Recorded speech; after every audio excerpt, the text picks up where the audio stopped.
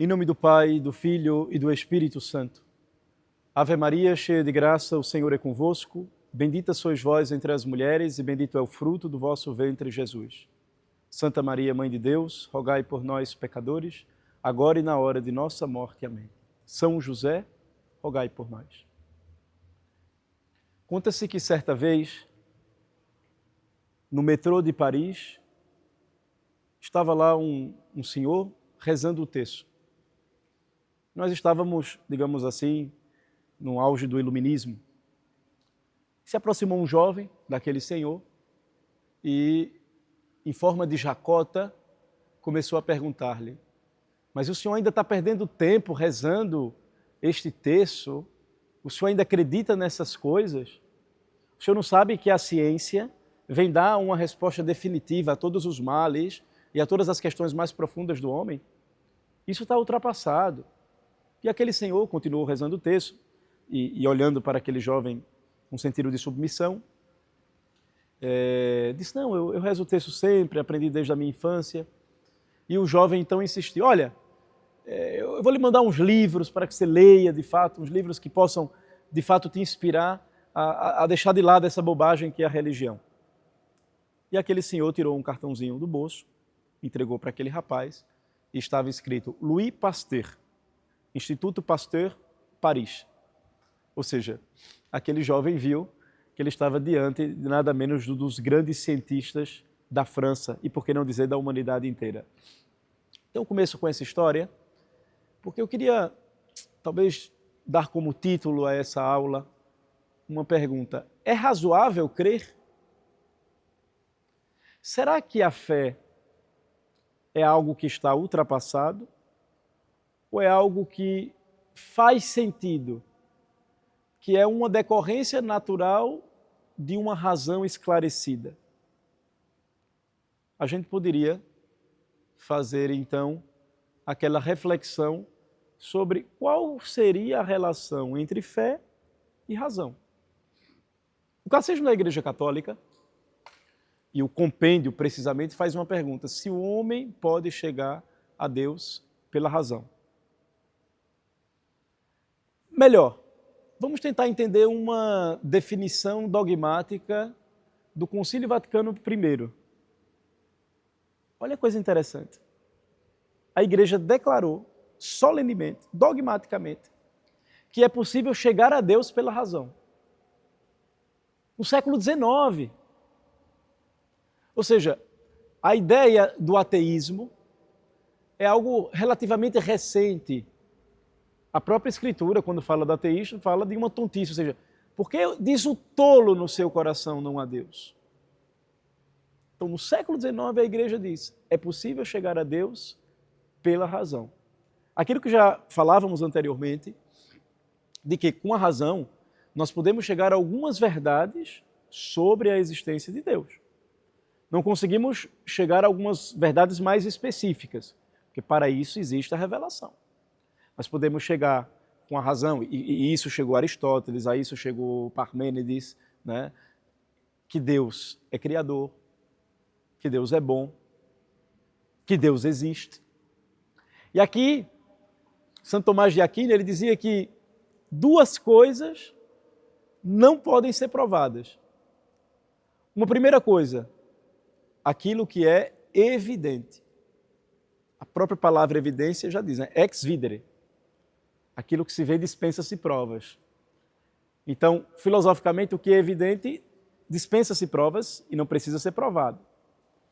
Mas Santo Tomás diz que há uma segunda coisa que não pode ser provado, que é aquilo que é mistério.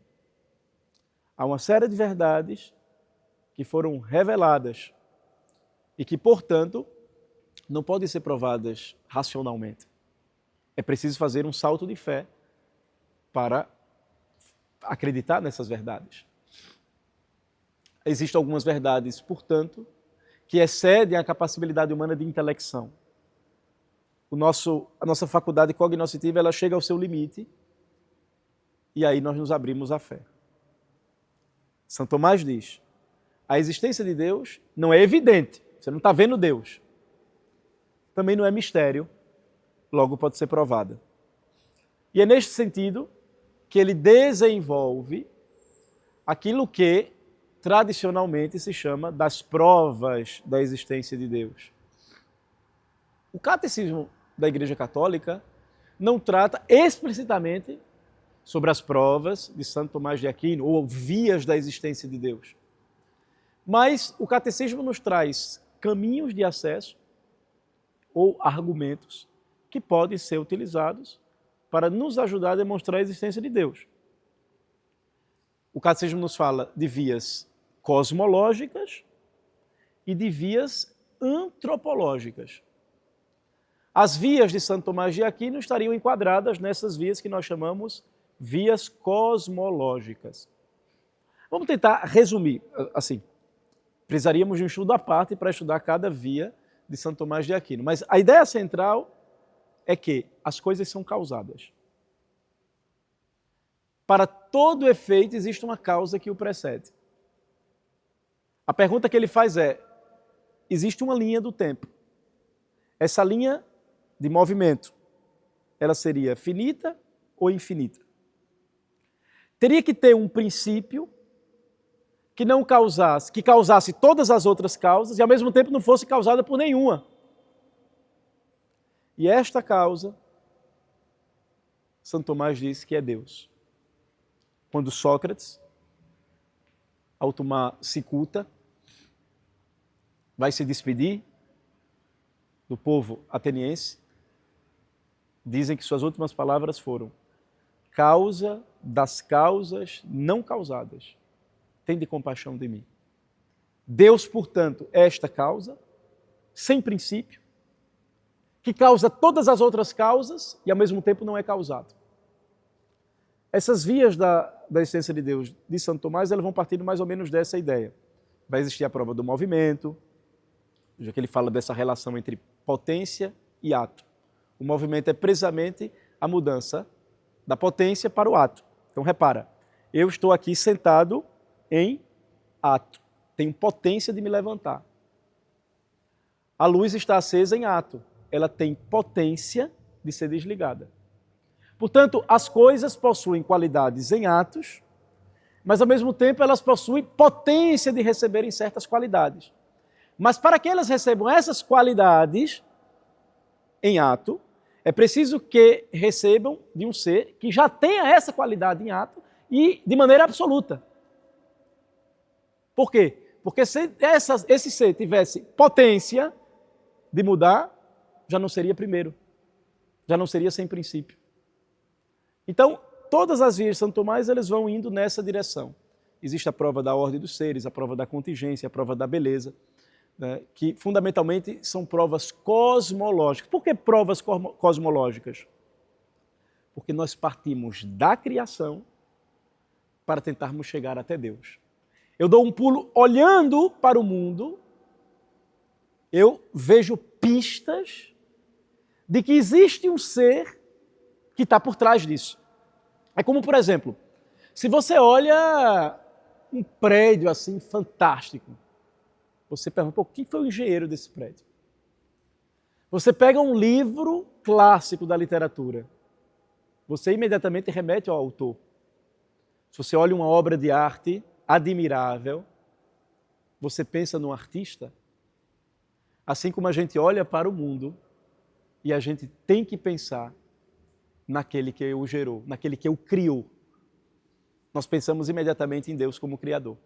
Tem que ter um ser inteligente que esteja por detrás de tudo isso.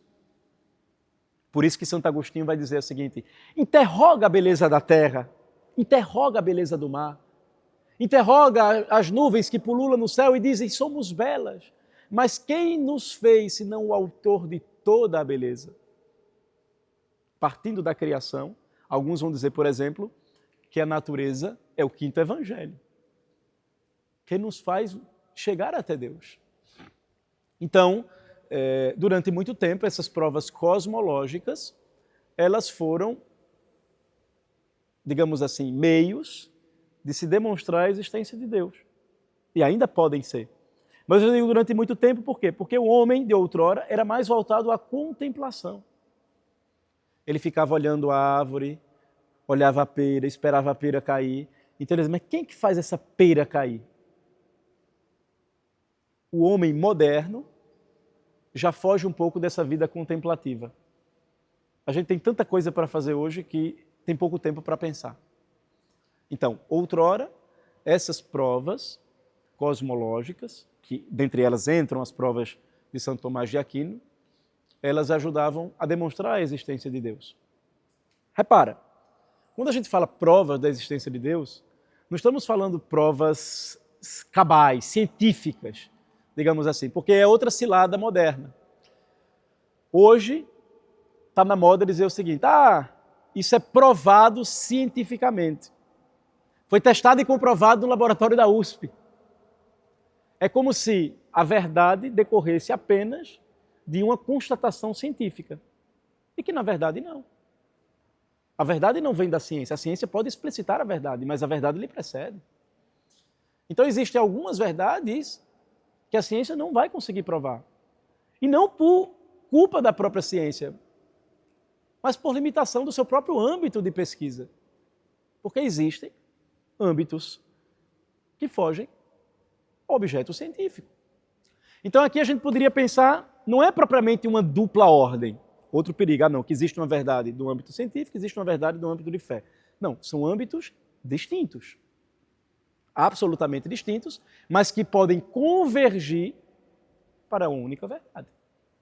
Então, esses primeiros argumentos cosmológicos não são provas de laboratório. Nos diz o catecismo, são provas razoáveis, raciocínios seguros, que nos permitem chegar a determinadas certezas. Mas não provas no sentido de laboratório. Isso é muito bom explicitar. Um segundo meio, uma segunda via, digamos, que poderíamos ter para chegar até Deus, e que o Catecismo da Igreja Católica nos coloca, são os argumentos antropológicos. Quais seriam esses? As primeiras provas partiam do mundo, olhando para o mundo. As segundas partem da observação do homem enquanto tal. Há algumas questões existenciais que o homem se coloca e que o faz precisamente pensar na transcendência. Quais são essas questões existenciais que, partindo da criação, partindo do homem, a gente consegue se perguntar sobre Deus? Por que estou aqui? De onde vim? Para onde vou? Qual a questão do sofrimento na minha vida? Por que o homem tem de sofrer? Qual o sentido da morte? O que é ser feliz? Tem sentido o amor humano? Repara, são uma série de questões existenciais que a inteligência humana vai se colocando e que no fundo, a gente acaba chegando em Deus. Isso é muito interessante. Há um fundador da logoterapia chamado Viktor Frankl. Esse homem é espetacular. Ele escreveu um livro chamado Sede de Sentido. Ele foi prisioneiro, campo de concentração, escreve isso, perdeu a família toda. Praticamente a família toda perdeu no campo de concentração. E ele foi se perguntando, ele era judeu, mas ele foi se perguntando ali, bom, mas o que é que leva as pessoas a resistirem ao campo de concentração? E ele foi vendo que algumas pessoas que se colocavam um sentido para além daquilo ali, elas vingavam, elas resistiam, elas sobreviviam. Por exemplo, você pegava duas pessoas distintas. Uma primeira dizia assim, até o Natal a gente vai estar em casa comendo peru com a família. Então vamos lá, vou vibrar aqui até o Natal. Chegava o Natal, a guerra não acabava, muitos entregavam a toalha, definhavam, morriam. E aquilo chamou a atenção do Viktor Frankl. Enquanto que outros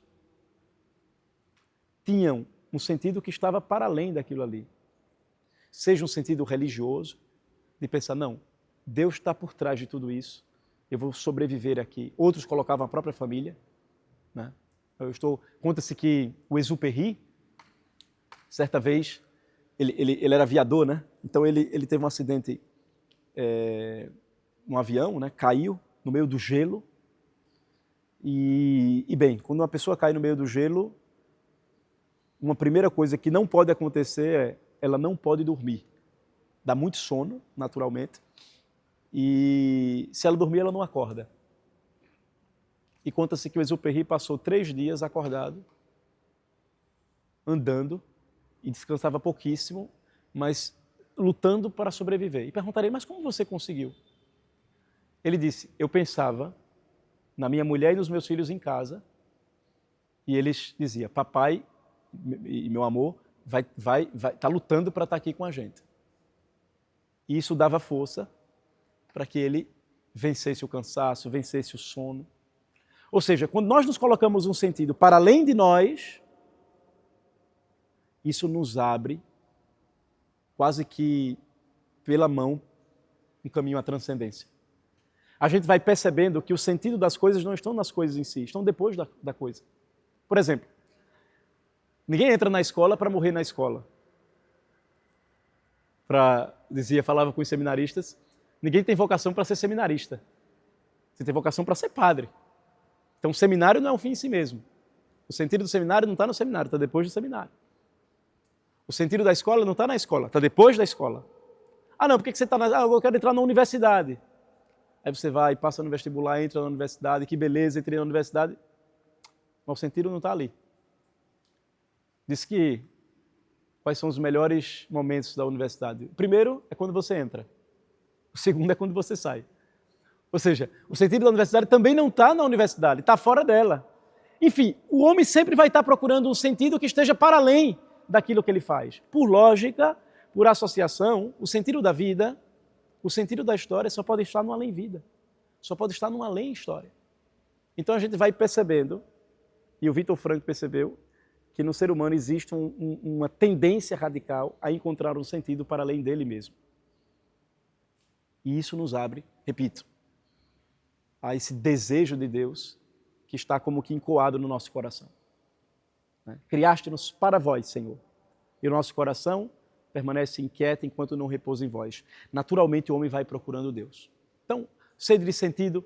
Depois, toda essa experiência do amor, que é uma experiência, assim, forte na vida do homem. Ela vai nos colocando como que uma questão ainda maior. É que esse teu desejo de amar, ele quer mais. Ele não se sente absolutamente saciado. O amor humano, por exemplo, é um meio assim impressionante que nos permite chegar até Deus. Era aquilo que dizia Platão, no ser amado palpita em mim um ser sagrado. Quando você está amando uma pessoa, no fundo você está amando Deus sem saber. Você se abre à maior experiência que você pode ter na vida, que é o amor.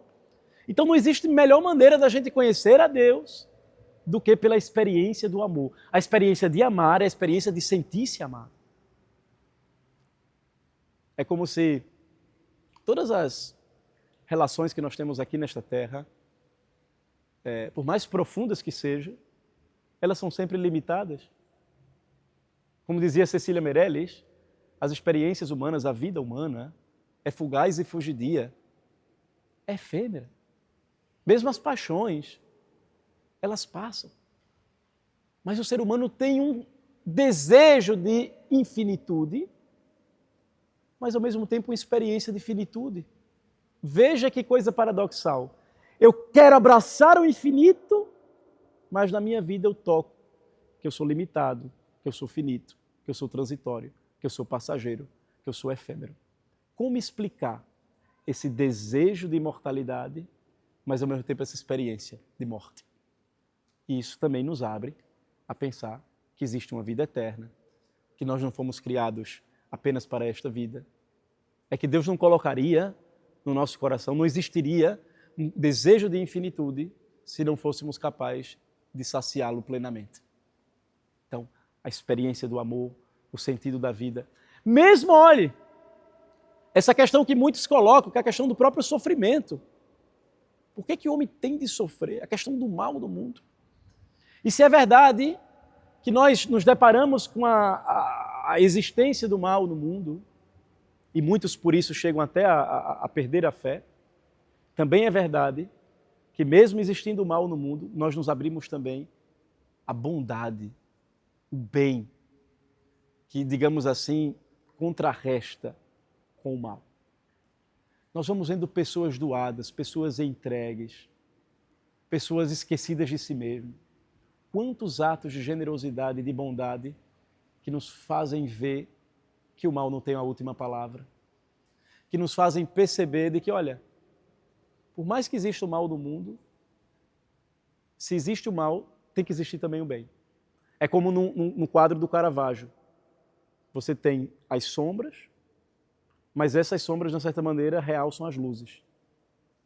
Porque existe o mal, que também existe a bondade, que de certa maneira afoga o mal em abundância de bem. Isso é uma experiência bonita que nós fazemos na nossa vida diária, não precisa de coisas assim extraordinárias. Atos de entrega de uma mãe para o seu filho, né? Atos de generosidade, de sacrifício. Pessoas assim completamente abnegadas de si mesmas. Então, são existenciais, são questões existenciais com que o homem vai se colocando e que, olha, tem que ter algo assim a mais. Kant, ele dizia o seguinte: há duas coisas que me impressionam no universo. Primeiro é o céu estrelado. E o segundo é a lei moral que está dentro de mim. Ele pediu que botasse isso na sua lápide. De fato, como explicar essa lei moral que existe dentro de nós? O que explica o fato de você fazer o bem e como se você fosse premiado interiormente? E de às vezes você fazer um mal e você não conseguir dormir de noite, não conseguir colocar a cabeça no travesseiro e dormir em paz, com a consciência tranquila? Por que nós clamamos contra as injustiças? Se não houvesse um conceito maior e pleno daquilo que é a justiça, do justo por excelência. Há uma série de questões, esses argumentos, que nós chamamos de antropológicos, nos fazem também abrir-nos à existência de Deus. A saber que tem que ter alguém que seja a própria justiça, alguém que seja o próprio amor, alguém que seja a própria vida em plenitude, essa vida que eu desejo, alguém que seja um sentido pleno que come o afã humano de eternidade. Então, são, digamos assim, esses dois movimentos racionais que o ser humano pode fazer. Portanto, a fé e a razão são como que duas asas, nos diz o Papa São João Paulo II, no início da encíclica Fides et Ratio, com que o ser humano pode chegar à contemplação da verdade. Uma sugestão de leitura, para quem quiser aprofundar nesse tema, leia essa encíclica. É uma encíclica preciosíssima, Fides et Ratio, fé e razão. E aqui a gente vai entender qual que deve ser a postura do homem frente a essa relação. Poderíamos assim dizer que tivemos três vertentes desta relação entre fé e razão. Por um lado, nós tivemos uma vertente em que negava a razão completamente. Era uma espécie de um fideísmo, de dizer que a razão seria algo contaminante. Foi uma tendência protestante. Especialmente um grande teólogo protestante chamado Barth, ele dizia que a razão só seria capaz de criar ídolos para si mesmo. Ele criticava o analogia entes. E dizia que, e não é somente a questão de imagens, dizia que a própria razão humana, quando a gente começa a pensar, começa a construir ídolos e que a gente, digamos assim, acaba deturpando a fé verdadeira. Então, esse fideísmo, essa negação da razão, é algo, digamos assim, que foi, durante um certo momento, sobretudo no auge do protestantismo, tanto Calvino como Lutero, de uma certa maneira, eles têm essa tendência de um fideísmo, digamos assim, racional. Repara que o Papa Bento XVI, quando ele esteve na Universidade de Ratisbona, ele fez um discurso, digamos assim, que chocou, né? Foi um discurso assim, um tanto quanto acalorado, que ele falava que o Deus cristão é o Logos. É um Deus da razão, que foge a todo tipo de fundamentalismo. E muitos entenderam como uma crítica ao islamismo, etc. Não, o Papa está dizendo, olha, nós podemos dialogar com todas as religiões, mas a nossa fé não é apenas um tiro no escuro. A gente vive num claro escuro da fé. Né? Ele dizia certa vez, qual a diferença de uma pessoa que tem fé para uma pessoa que não tem fé? Bom, uma pessoa que não tem fé é como um náufrago no meio do oceano. Ele está ali, ó, chega um momento que ele vai cansar e ele vai afundar. E uma pessoa que tem fé é como um náufrago também no meio do oceano. Que ele está ali tentando sobreviver, mas de repente tem uma tabuazinha de madeira lá que ele pode se apoiar. Ele diz que é a cruz, né? Mas não é um tiro no escuro. A fé cristã passa pela razão. Né? Depois veremos essa tradição, digamos assim, de uma harmonia entre fé e razão. Então nós não podemos cair no erro de uma fé, digamos assim, apenas espiritual, sem recorrer à razão. Conta-se que um grande filósofo medievalista, né, de filosofia medieval, chamado Etienne Gilson, certa vez disseram para ele, foi a fé que construiu as catedrais góticas medievais. E ele respondeu, a fé e a geometria. A fé e a geometria. Então, fé e razão, que devem caminhar juntos. Há um segundo movimento contrário. Se por um lado nós temos aqueles fideístas, uma fé sem a razão seria uma fé cega. Por outro lado, nós temos uma segunda constante, que isso vai, digamos assim, ter mais força a partir do século XVIII com o Iluminismo, que é o racionalismo. É uma razão que nega a fé.